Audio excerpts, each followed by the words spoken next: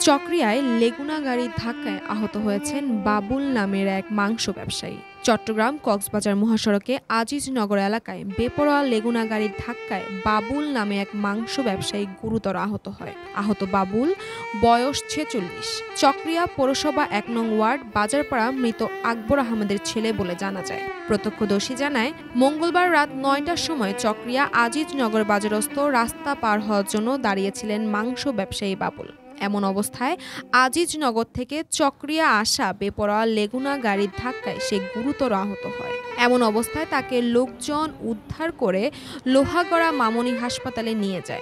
তার অবস্থা আশঙ্কাজনক হওয়ায় চট্টগ্রাম পার্ক ভিউ হাসপাতালে রেফার করে কর্মরত চিকিৎসক। বর্তমানে তিনি চিকিৎসাধীন অবস্থায় আছেন। চিরিঙ্গা হাইওয়ে থানার এসআই মাহবুবুর রহমান জানিয়েছেন, ঘটনাস্থল থেকে ড্রাইভার পালিয়েছে এবং গাড়িটি জব্দ করা হয়েছে এবং আইনের আওতায় আনা হবে।